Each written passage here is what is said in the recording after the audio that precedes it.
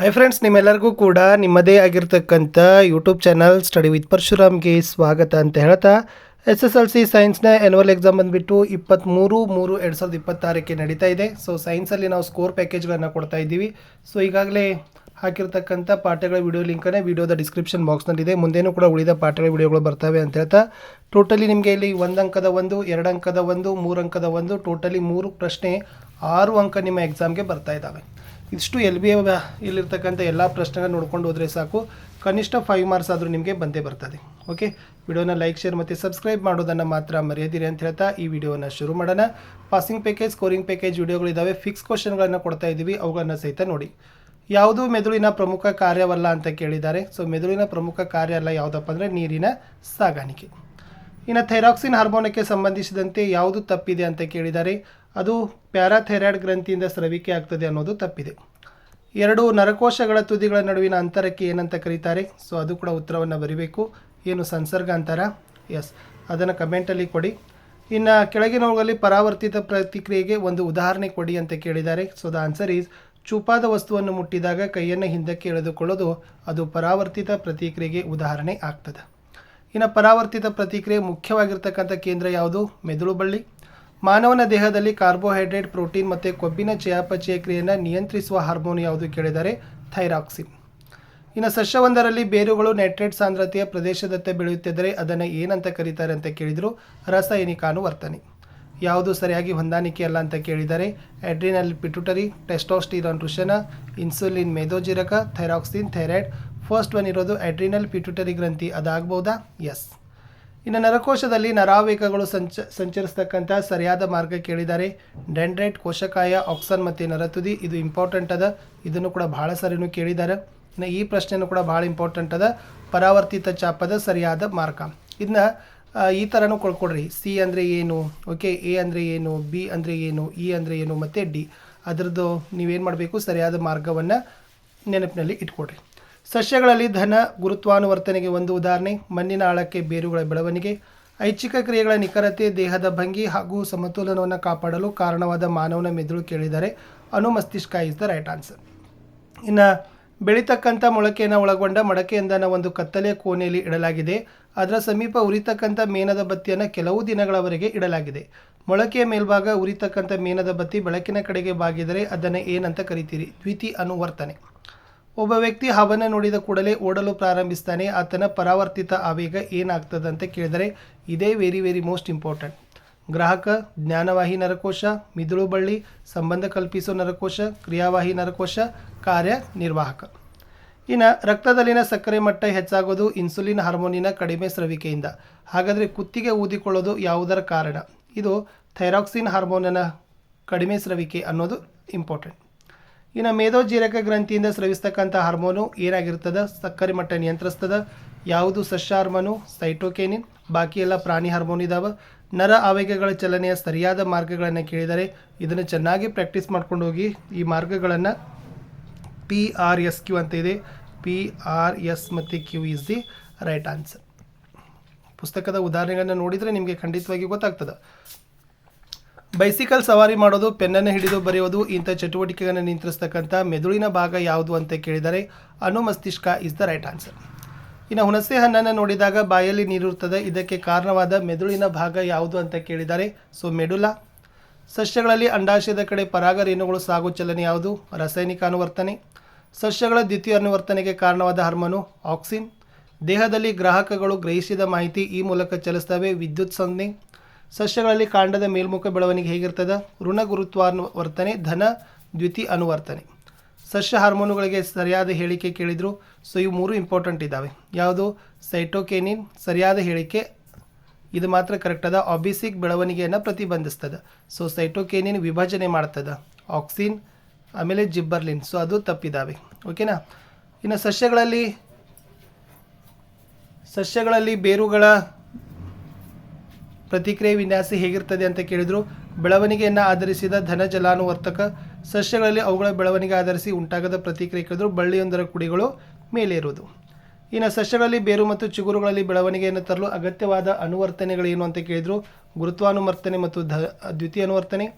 ಗುರುತ್ವಾನುವರ್ತನೆ ಗುರುತ್ವದ ಸೆಳೆತಕ್ಕೆ ಪ್ರತಿಕ್ರಿಯೆಯಾಗಿ ಚಿಗುರುಗಳ ಮೇಲ್ಮುಖ ಬೆಳವಣಿಗೆ ಮತ್ತು ಬೇರುಗಳ ಕೆಳಮುಖ ಬೆಳವಣಿಗೆ.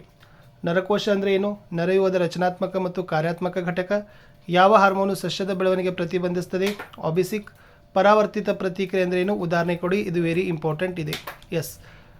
ಪರಿಸರದಲ್ಲಿ ಉಂಟಾಗುವ ಹಾರ್ಮೋನುಗಳು ಘಟನೆಗೆ ಪ್ರತಿಯಾಗಿ ವ್ಯಕ್ತವಾಗುವ ಹಠಾತ್ ಪ್ರತಿಕ್ರಿಯೆ ಪರಾವರ್ತಿತ ಪ್ರತಿಕ್ರಿಯೆ. ಚೂಪಾದ ಅಥವಾ ಬಿಸಿಯಾದ ವಸ್ತುವನ್ನು ಮುಟ್ಟಿದಾಗ ಕೈಯನ್ನು ಹಿಂದಕ್ಕೆ ಪಡಿತೀವಿ. ಸಸ್ಯಗಳಲ್ಲಿ ರಾಸಾಯನಿಕ ಸಹಭಾಗಿತ್ವ ಹೇಗೆ ಉಂಟಾಗ್ತದೆ? ಹಾರ್ಮೋನುಗಳ ಉತ್ಪಾದನೆ.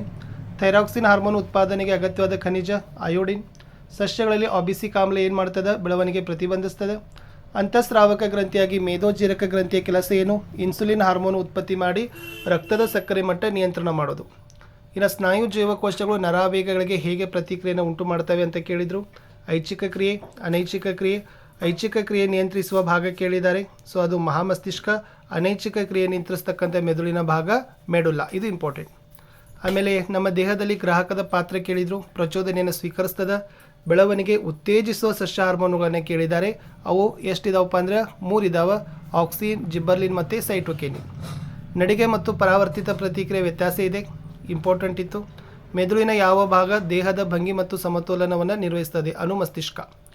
ಮುಟ್ಟಿದರೆ ಸಸ್ಯದ ಎಲೆಗಳನ್ನು ಬೆರಳಿನಿಂದ ಸ್ಪರ್ಶಿಸಿದಾಗ ಎಲೆಗಳ ಮಡಚುವಿಕೆ ಅನುವರ್ತನೆಯಲ್ಲ. ಏಕೆ? ಅದು ಬೆಳವಣಿಗೆಯನ್ನು ಒಳಗೊಂಡಿಲ್ಲ ಮತ್ತು ನಿರ್ದೇಶಿತ ಚಲನೆ ಅಲ್ಲ. ಇನ್ನು ವಯೋವೃದ್ಧರಿಗೆ ವೈದ್ಯರು ಆಹಾರದಲ್ಲಿ ಸಕ್ಕರೆಯನ್ನು ತೆಗೆದುಕೊಳ್ಳುವಂತೆ ಸಲಹೆ ನೀಡ್ತಾರೆ. ಈ ವ್ಯಕ್ತಿ ಯಾವ ರೋಗದಿಂದ ಬಳಲ್ತಾ ಇದ್ದಾನೆ ಅಂತ ಕೇಳಿದರೆ ಮಧುಮೇಹ. ಸೊ ಕಾರಣವಾದ ಹಾರ್ಮೋನು ಇನ್ಸುಲಿನ್ ಹಾರ್ಮೋನು. ಇನ್ನು ಥೈರಾಯ್ಡ್ ಗ್ರಂಥಿಯ ಕಾರ್ಯ ಕೇಳಿದ್ದಾರೆ. ಸೊ ಅದು ಏನು ಮಾಡ್ತದಪ್ಪ ಅಂದ್ರೆ ಥೈರಾಕ್ಸಿನ್ ಹಾರ್ಮೋನನ್ನು ಉತ್ಪಾದಿಸ್ತದೆ. ಇದು ನಮ್ಮ ದೇಹದಲ್ಲಿ ಕಾರ್ಬೋಹೈಡ್ರೇಟ್, ಪ್ರೋಟೀನ್ ಮತ್ತು ಕೊಬ್ಬಿನ ಚಯಾಪಚಯ ಕ್ರಿಯೆಯನ್ನು ನಿಯಂತ್ರಿಸಿ ಮಾನವನ ದೇಹದ ಸಮತೋಲಿತ ಬೆಳವಣಿಗೆಗೆ ಸಹಾಯಕ ಆಗಿದೆ. ಓಕೆನಾ. ಇನ್ನು ಹೆದರಿಕೆಯಿಂದ ಒಬ್ಬ ವ್ಯಕ್ತಿಯ ಮುಖ ಬೆಳಚಿಕೊಂಡಿದೆ, ಅವನ ಉಸಿರಾಟದ ಗತಿ ಹೆಚ್ಚಾಗಿದೆ. ಹಾಗಾದರೆ ಈ ಒಂದು ಪರಿಸ್ಥಿತಿ ಎದುರಿಸಲು ಸಿದ್ಧವಾಗುವಂತೆ ಮಾಡುವ ಹಾರ್ಮೋನು ಯಾವುದು? Adrenaline hormone. ಆಮೇಲೆ ಈ ಹಾರ್ಮೋನ್ ಉತ್ಪಾದಿಸುವ ಗ್ರಂಥಿ ಕೇಳಿದರು. ಅಡ್ರಿನಲ್ ಗ್ರಂಥಿ ಅಡ್ರಿನಲಿನ್ ಹಾರ್ಮೋನನ್ನು ಉತ್ಪಾದನೆಯನ್ನು ಮಾಡ್ತದೆ. ಇನ್ನು ಪ್ರಾಣಿಗಳಲ್ಲಿ ರಾಸಾಯನಿಕ ಹೊಂದಾಣಿಕೆ ಹೇಗೆ ನಡೀತದೆ ಅಂತ ಕೇಳಿದರು. It's a very important. ನರವ್ಯೂಹ ಮತ್ತು ಹಾರ್ಮೋನುಗಳ ಕಾರ್ಯವಿಧಾನದ ವ್ಯತ್ಯಾಸ ಅದನ್ನೇ ನೋಡ್ಕೊಂಡೋಗಿ. ಇದು ಇಂಪಾರ್ಟೆಂಟ್ ಇದೆ. ಮೆಡುಲಾ ಮತ್ತು ಅನುಮಸ್ತಿಷ್ಕ ಏನು ಮಾಡ್ತದೆ? ಮೆಡುಲಾ ರಕ್ತದ ಒತ್ತಡ, ಬಾಯಲ್ಲಿ ನೀರುರುವಿಕೆ, ವಾಂತಿಯಾಗುವಿಕೆ, ಅನೈಚ್ಛಿಕ ಕ್ರಿಯೆಗಳ ನಿಯಂತ್ರಣ. ಅನುಮಸ್ತಿಷ್ಕ ಐಚ್ಛಿಕ ಕ್ರಿಯೆಗಳ ನಿಯಂತ್ರಣ. ಇನ್ನು ನರಕೋಶದಲ್ಲಿ ಕೋಶದ ಕಡೆಗೆ ಡೆಂಡ್ರೈಟ್, ಕೋಶದಿಂದ ದೂರ ಆಕ್ಸಾನ್. ಅದು ಇಂಪಾರ್ಟೆಂಟ್. ಇನ್ನು ನೆಕ್ಸ್ಟ್, ಮುಟ್ಟಿದರೆ ಮುನಿಸಸ್ಯ, ಮುಟ್ಟಿದ ನಂತರ ಎಲೆಗಳು ಮಡಚಲು ಕಾರಣ. ಇದು ಇಂಪಾರ್ಟೆಂಟ್ ಇದೆ. ಈ ಪ್ರಶ್ನೆಯನ್ನು ಕೂಡ ನೋಡ್ಕೊಂಡು ಹೋಗಿ. ಇನ್ನು ದ್ವಿತೀಯ ಅನುವರ್ತನೆ ಸಸ್ಯಗಳಿಗೆ ಪ್ರಯೋಜನಕಾರಿಯಾಗಿದೆ. ಓಕೆ, ಇಂಪಾರ್ಟೆಂಟ್ ಪ್ರಶ್ನೆ. ರುಚಿಯಾದ ಆಹಾರವನ್ನು ಕಂಡ ತಕ್ಷಣ ಬಾಯಲ್ಲಿ ನೀರುರುವಿಕೆ ಕಾರಣ ಏನು? ಇದನ್ನು ನಿಯಂತ್ರಿಸುವ ಮೆದುಳಿನ ಭಾಗ ಯಾವುದು? ಮೆಡುಲ. ಮದ್ಯಪಾನ ಸೇವಿಸಿದ ವ್ಯಕ್ತಿ ನಿಯಂತ್ರಣವಿಲ್ಲದೆ ತೂರಾಡಲು ಕಾರಣ ಏನು? ಎಸ್, ಏನಾಗ್ತದಪ್ಪ ಅಂದರೆ ನಿಯಂತ್ರಣದಲ್ಲಿ ಇರೋದಿಲ್ಲ. ಅನುಮಸ್ತಿಷ್ಕ ಕಾರ್ಯನಿರ್ವಹಿಸೋದು ಇಲ್ಲ. ಇನ್ನು ಒಂದು ಸಸ್ಯದ ಕಾಂಡ ಬೆಳಕಿನ ಕಡೆಗೆ, ಬೇರು ಭೂಮಿಯ ಕಡೆಗೆ ಬೆಳೆಯಲು ಕಾರಣ ಏನು ಅಂತ ಕೇಳಿದ್ದಾರೆ. ಧನ ದ್ವಿತೀಯ ಅನುವರ್ತನೆ ಅಂತ ಕರಿತೀವಿ. ಸೊ ಕೇಂದ್ರ ನರವ್ಯೂಹ ಮತ್ತು ಪರಿಧಿ ನರವ್ಯೂಹದ ವ್ಯತ್ಯಾಸ ವೆರಿ ವೆರಿ ಮೋಸ್ಟ್ ಇಂಪಾರ್ಟೆಂಟ್. ನಿಮ್ಮ ಪರೀಕ್ಷೆಗೆ ಬರ್ತಕ್ಕಂಥದ್ದು ಒಂದು ಪ್ರಶ್ನೆ. ಇನ್ನು ನಿರ್ನಾಳ ಗ್ರಂಥಿ ಮತ್ತು ನರವ್ಯೂಹವನ್ನು ಕೂಡ ಕೇಳಿದ್ರು. ಎಸ್, ಈ ಹಾರ್ಮೋನ್ ನೋಡಿ, ಆಬಿಸಿಕ್ ಸಸ್ಯದ ಬೆಳವಣಿಗೆಯನ್ನು ಕುಂಠಿತ ಮಾಡ್ತದೆ. ಥೈರಾಕ್ಸಿನ್ ಕೊಬ್ಬು, ಕಾರ್ಬೋಹೈಡ್ರೇಟ್, ಪ್ರೋಟೀನ್ಗಳ ಚಯಾಪಚಯ ಕ್ರಿಯೆಯನ್ನು ನಿಯಂತ್ರಿಸ್ತದೆ. ಅದು ಇಂಪಾರ್ಟೆಂಟ್ ಇತ್ತು. ಇನ್ನು ಅಡ್ರಿನಲ್ ಸ್ರವಿಸಿದಾಗ ನಮ್ಮ ದೇಹ ಹೇಗೆ ಪ್ರತಿಕ್ರಿಯೆ ಮಾಡ್ತದೆ ಅಂತ ಕೇಳಿದರು. ಇನ್ನು ಮಿದುಳಿನ ಆಲೋಚನಾ ಪ್ರತಿಕ್ರಿಯೆಗಿಂತ ಪರಾವರ್ತಿತ ಚಾಪದ ಕಾರ್ಯನಿರ್ವಹಣೆ ಹೆಚ್ಚು ಪರಿಣಾಮಕಾರಿ. ವೈಜ್ಞಾನಿಕ ಕಾರಣ ಕೊಡಿ ಅಂತಕ್ಕಂಥ ಪ್ರಶ್ನೆ ಇದೆ. ಇನ್ನು ಬಹುಕೋಶೀಯ ಜೀವಿಗಳಲ್ಲಿ ವಿದ್ಯುತ್ ಸಂವಹನಕ್ಕೆ ಹೋಲಿಸಿದರೆ ರಾಸಾಯನಿಕ ಸಂವಹನ ಹೆಚ್ಚು ಸ್ಥಿರ. ಕಾರಣ ಕೊಡಿ. ಇದು ನಿಮ್ಮ ಮಾಡೆಲ್ ಕ್ವಶನ್ ಪೇಪರ್ಗಳಲ್ಲಿ ಕೇಳಿದರು. ಯಾವುದು? ದ್ವಿತೀಯ ಅನುವರ್ತನೆ, ಸ್ಪರ್ಶಾನುವರ್ತನೆ, ರಾಸಾಯನಿಕ ಅನುವರ್ತನೆ ಅದನ್ನು ಕೊಟ್ಟಿದ್ದಾರೆ. ಅದು ಕೂಡ ಇಂಪಾರ್ಟೆಂಟ್ ಇತ್ತು. ಇದು ಪರಾವರ್ತಿತ ಚಾಪದ ಮೇಲೆ ಪ್ರಶ್ನೆ ಇದ್ದೇ ಇರ್ತವೆ ನಿಮಗೆ. ಓಕೆನಾ. ಸೊ ಯಾವುದು ಯಾವ ಭಾಗ ಇದೆ ಅನ್ನೋದನ್ನು ನಿಮಗೆ ಏನು ಮಾಡ್ತಾರಪ್ಪ ಅಂದರೆ ಖಂಡಿತವಾಗಿ ಕೇಳ್ತಾರೆ. ಮಿದುಳಿನ ಚಿತ್ರ ಇದೆ. ಸೊ ನೀಟಾಗಿ ಪ್ರಾಕ್ಟೀಸ್ ಮಾಡಿ. ಇನ್ನು ಇನ್ಸುಲಿನ್, ಇಸ್ಟ್ರೋಜನ್, ಥೈರಾಕ್ಸಿನ್ಗಳ ಕೆಲಸ ಕೇಳಿದರು. ಇನ್ಸುಲಿನ್ ದೇಹದಲ್ಲಿ ಸಕ್ಕರೆ ಮಟ್ಟ ನಿಯಂತ್ರಣ. ಇಸ್ಟ್ರೋಜನ್ ಹುಡುಗಿಯರಲ್ಲಿ ಪ್ರೌಢಾವಸ್ಥೆ ಬೆಳವಣಿಗೆ ಸಹಾಯಕ. ಥೈರಾಕ್ಸಿನ್ ಕಾರ್ಬೋಹೈಡ್ರೇಟ್, ಪ್ರೋಟೀನ್, ಕೊಬ್ಬಿನ ಚಯಾಪಚಯ ಕ್ರಿಯೆ ನಿಯಂತ್ರಣ. ಓಕೆನಾ. ಇನ್ನು ಕಾರ್ಯಕ್ರಮದ ಕೊನೆಯಲ್ಲಿ ಚಪ್ಪಾಳೆ ತಟ್ಟೋದಕ್ಕೂ ಐಚ್ಛಿಕ ಕ್ರಿಯೆ. ದೇಹದಲ್ಲಿ ರಕ್ತದೊತ್ತಡದ ಏರಿಳಿತ ಅನೈಚ್ಛಿಕ ಕ್ರಿಯೆ. ಓಕೆನಾ, ಅದು ಇಂಪಾರ್ಟೆಂಟ್ ಇತ್ತು. ಇನ್ನು ಮಾನವನಲ್ಲಿ ಈ ಕೆಳಗಿನ ಚಟುವಟಿಕೆಯನ್ನು ನಿಯಂತ್ರಿಸ್ತಕ್ಕಂಥ ಹಾರ್ಮೋನ್ ಕೇಳಿದರು. ಇದನ್ನು ನೋಡ್ಕೊಂಡು ಹೋಗಿ. ಸಕ್ಕರೆಯ ಮಟ್ಟ ನಿಯಂತ್ರಿಸೋದು ಇನ್ಸುಲಿನ್, ಋತುಚಕ್ರ ನಿಯಂತ್ರಣ ಇಸ್ಟ್ರೋಜನ್, ಪರಿಸ್ಥಿತಿ ಎದುರಿಸಲು ದೇಹ ಸಿದ್ಧ ಮಾಡೋದು ಅಡ್ರಿನಲಿನ್, ಚಯಾಪಚಯ ಕ್ರಿಯೆ ಥೈರಾಕ್ಸಿನ್. ಇದು ಇಂಪಾರ್ಟೆಂಟ್. ಇನ್ನು ನರ ಅಂಗಾಂಶದ ಕಾರ್ಯನಿರ್ವಾಹಕ ಘಟಕ ಏನಂತೀರಿ? ನರಕೋಶ. ಆಮೇಲೆ ಇದರಲ್ಲಿ ಸಂಚರಿಸ್ತಕ್ಕಂಥ ಮಾರ್ಗ ಕೇಳಿದ್ದಾರೆ ಡೆಂಡ್ರೈಟ್ ಕೋಶಕಯ ಆಕ್ಸನ್ ಮತ್ತು ನರತುದಿ. ಪರಾವರ್ತಿತ ಚಾಪ ಬಗ್ಗೆ ಬಾಹೆಟ್ ಮಾಡಲೇಬೇಕು. ಪರಾವರ್ತಿತ ಪ್ರಕ್ರಿಯೆಯಲ್ಲಿ ನರ ಆವೇಗಗಳ ಹರಿವಿನ ಮಾರ್ಗವನ್ನು ಪರಾವರ್ತಿತ ಚಾಪ ಅಂತ ಕರಿತೀವಿ. ಇಲ್ಲಿ 5 ಘಟನೆಗಳಿದ್ದಾವೆ, ಅದನ್ನು ನೀಟಾಗಿ ಬೈಪಟ್ ಮಾಡಿರಿ. ಇನ್ನು ಇದು ಮುಟ್ಟಿದರೆ ಮುನಿಸರ್ಷ ಮತ್ತು ಬೆಳಕಿನ ಕಡೆಗೆ ಕಾಂಡದ ಚಲನೆಯ ವ್ಯತ್ಯಾಸಗಳನ್ನು ಕೂಡ ಕೇಳಬಹುದು. ಸೊ ಇದು ಕೂಡ ನಿಮ್ಮ ಎಲ್ಬಿಯಲ್ಲಿ ಇರ್ತಕ್ಕಂಥದ್ದೇ ಪ್ರಶ್ನೆ, ವೆರಿ ಇಂಪಾರ್ಟೆಂಟ್.